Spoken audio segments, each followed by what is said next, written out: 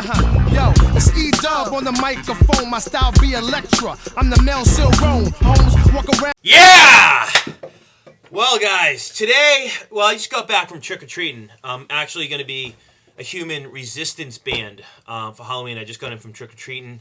Just did a resistance band workout. You know, I was getting my pump on with all this crappy shit, actually. What I want to talk about today, obviously, is resistance bands. This is probably all that they're good for, is maybe some fashion, a scarf. Maybe you can make a headband out of it. You can use it if you want to go swimming to increase your aerodynamics in the water. But from my perspective, from a rehab perspective, from a conditioning perspective, this stuff is not beneficial. I know there's people out there like JC Santana. There's all these tubing experts. Well, you know, the bottom line is when it comes to how the body works. Now, I'm not talking about eccentric training and strength training in the gym when we're talking about Olympic athletes. I'm not talking about that using tubing for eccentric training. I'm talking about just general training with the general public. And I'm going to make this quick. Well, I always say that. I'm going to make it as quick as I can. Why I don't like resistance bands. Number one, the colors. No, I'm just kidding. First off, muscles have what's called intramuscular coordination. You have like little mononeurons or little, let's just say, little beads in your muscles. And the newer or the beginner you are as a exercise person, in a sense, the less of those little motor units you can actually recruit during an exercise. Well, the longer you train, the better you train, the stronger you get, on and on, you can actually recruit those muscle fibers more and more. That's why your strength goes up. You have what's called intermuscular coordination, and that's basically the synergy behind agonist, antagonist, neutralizer, stabilizer, everything working together.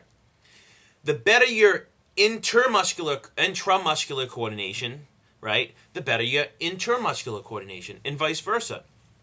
Muscles are always producing movement, right? You throw a ball, you're producing movement. But at the same time, muscles are always reducing movement so you can stabilize your joint, so you don't hyperextend your elbow and throw out your wrist or miss your target, in a sense. Or like if you throw a punch, you're always reducing movement so you don't compensate, you don't miss your mark and hyperextend your elbow or shoulder. So muscles are always concentrically accelerating movement and eccentrically decelerating movement. Muscles are always stronger eccentrically, right? Well, at the same time, there's a lot of muscles that are always isometrically stabilizing your joint because you always need stability for mobility. Stability precedes mobility no matter what. So if you're trying to train mobility and don't have stability, that leads to almost every injury you can think of. And I see this all the time with athletes. All the time. I see this all the time with the general public coming to see me. I have chronic this, chronic that. I saw this therapist, this trainer, this chiropractor, this person best in the world. I traveled here, worked with them. No one fixes it because they're just focusing on the concentric movement. And that's one of the main reasons I don't like bands. They focus on the concentric movement or the acceleration. So if you look at the graphs at the beginning by Hartman and Tunin in 1995, he showed that with dumbbell training, the resistance is not linear, meaning it's not constant, right? And that's how the body works. It works through a range of motion, so you can use these concentric muscles, the agonist, the eccentric muscles, the antagonist, and your neutralizers and stabilizers, which are more like your isometric type muscles. So like if you're doing a bicep curl, if your arm is down here, right, let's see in the picture, it's down here, right, you can see in the graph, there's actually not much resistance. As you curl up midpoint, that's when you have most resistance, and then here, because of the shorter lever arm, the resistance goes down. And then when you bring them dumbbell back down, this can be used for anything. You could do a push, right? See if I can get in this game. Cable push. So concentric, isometric at the same time. You're actually reducing at the same time as you pull back. You're using eccentric muscles as well, right? That's with dumbbells. Well, with bands, it's all linear. That means the resistance is actually constant through the whole movement. That's not how the body works. That's not how muscles work. And it's plain and simple. Every two-band expert will dispute this, and I'm sure I'll get tons of emails. Just realize I'm giving you my approach. And the bottom line is, if you email me, just tell me you don't understand anatomy. You're just talking about movement, and you're talking about strength. If you can't find it, you can't fix it. If you don't know function, you can't know dysfunction. So the bottom line is, if you know function, you really can understand what people are saying to you, and a lot of times it's, hey, I don't understand what I'm talking about. So when it comes to a band, if you're doing a push, right? Let's say you're training a boxer. If you push with the band, the resistance is linear. It's constant. It actually gets greater out here. And the problem with that is you're actually decreasing your intermuscular coordination, which is that synergy between agonist, antagonist, neutralizers, and stabilizers. And all you're doing is focusing on the concentric accelerator movement. You're only focusing on the agonists.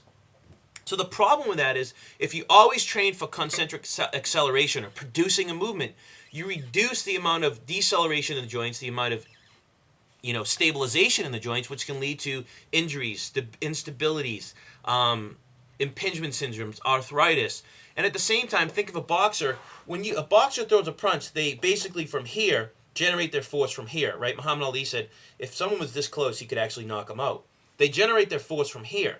This is where all their force comes from. They produce movement, but they have to reduce it, right? So they don't miss the person, so they can actually hit the person, and so they don't miss their mark or hyperextend their elbow, hyperextend their wrist, or, in a sense, create instability in the shoulder because they don't have that antagonistic or eccentric movement. So in a plain sense, that's why I don't like bands. Everyone's using them nowadays. Yes, they're cheap. You can use them in the house. They're cool. You look like Jane Fonda. They're cheap. But the bottom line is there's so many other tools that you can use that mimic how the body works and how the muscles work. Intramuscular coordination, right? Using those motor units, as well as using the synergy between all the muscles in your body. And the bottom line is bands focus on that acceleration movement only. And people are using them for rehab. Right? What happens in rehab? You go to rehab for a shoulder injury and they do this. Right? Let's do these exercises, right? Yeah, I went to school for 6 years to do these exercises with a band. Right? Any Joe Schmo can do that.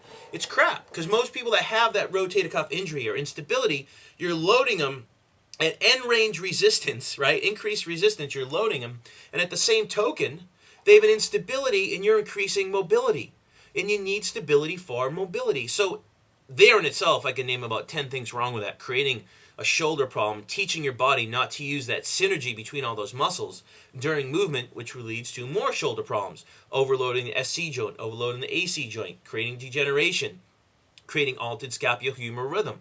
Right? Those people need closed chain exercises in order to create stability. So in the end, when you load them for mobility, they can actually have efficient movement. So hopefully you've learned something. If you use bands, start using dumbbells, kettlebells, cable machines, Swiss balls, use medicine balls. Use something that mimics the actual concentric, isometric, and eccentric movement of all the muscles in the body. So hopefully you've joined something today. I'm going to go back outside, do a little bit more trick-or-treating in honor of Halloween. But coming at you, human resistance band tube man.